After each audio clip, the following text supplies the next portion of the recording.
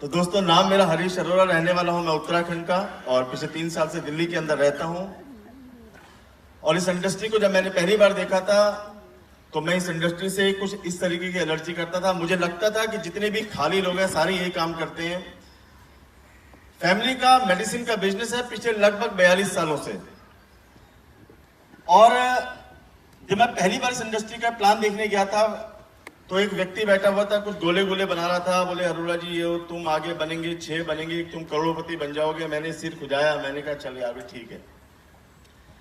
20 minute का plan खत्म हुआ था। मुझे आज भी याद है, जब 20 मिनट का प्लान खत्म हुआ था तो मैंने एक डायलॉग मारा था, एक्चुअली मेरे पास टाइम नहीं है। यह डायलॉग था। अच्छा, मैं सोच रहा था इस डायलॉग को मारने के बाद जान छूट जाएगी। वो बंदा बोला, क्या करते हो? मैंने कहा जी मैं मेडिसिन का बिजनेस करता हूं। बोले कितने साल हो गए? मैंने कहा जी मुझे 8 से 10 साल हो गए, मेरे परिवार को 30-35 साल हो गए। बोला एक बात, 3 सवाल पूछे जिनके मैं सवालों के सही तरीके से जवाब नहीं दे पाया, जिसके कारण मैं इस इंडस्ट्री के अंदर आया था। उस व्यक्ति का पहला सवाल था, आपने क्या कहा? मैंने कहा जी टाइम नहीं है। बोला रोज ये बताओ आप अपनी जिंदगी में फ्री कब होगे? मरने के बाद। दूसरा सवाल था उस व्यक्ति का, इतने साल हो गए काम करते हुए, आपका बैंक बैलेंस कितना है? अच्छा है, इतना नहीं था कि बताया जा सके। अच्छा ही कह के टाला। तीसरा सवाल था उस व्यक्ति का कि अगर आप काम करने के काबिल नहीं रहे तब भी क्या आपको पैसा आता रहेगा? मुझे खुंदक आ गई तीसरे सवाल में। मैंने कहा तुझे आता है क्या? बोला नहीं मुझे नहीं आता, लेकिन इस इंडस्ट्री के अंदर लाखों लोग हैं पूरी दुनिया के अंदर जिनके पास अपने आइलैंड्स हैं, जिनके पास अपने एयरक्राफ्ट हैं, और ऐसे हजारों लोग हैं जो आज काम नहीं करते, उनको लाखों रुपए महीने की इनकम आती है।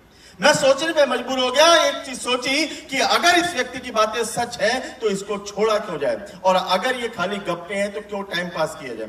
मैंने कुछ स्टडी किया, कुछ बुक्स पढ़ी, magic of thinking big, rich dad poor dad, copycat marketing और बिजनेस स्कूल जैसी कुछ बुक्स पढ़ी। उन बुक्स के माध्यम से मुझे कुछ चीजें पता चली जो मैं आपसे बांटने आया हूं। मुझे पता यह चला कि पूरी दुनिया का 95% पैसा 5% लोगों के पास है, और 5% पैसा 95% लोगों के पास है। और ये 95% आम लोग अपनी जिंदगी को किस तरीके से जीते हैं, मैं कुछ लाइनों में आपको जरूर बताऊंगा। ये 95% आम लोग अपनी जिंदगी को जीते कैसे हैं कि एक आम आदमी कहता है कि मैं मरता रहा, मैं मरता रहा, मरता रहा, मरता रहा, मरता रहा, मरता रहा अपनी पढ़ाई लिखाई के लिए। फिर मैं मरता रहा, मरता रहा, मरता रहा, मरता रहा, मरता रहा अपनी नौकरी और अपने बिजनेस के लिए। फिर मैं मरता रहा, मरता रहा, मरता रहा अपने बच्चों की पढ़ाई लिखाई के लिए। फिर मैं मरता रहा, मरता रहा, मरता रहा, मरता रहा अपने बच्चों को सेट करने के लिए। और जब मैं मर रहा था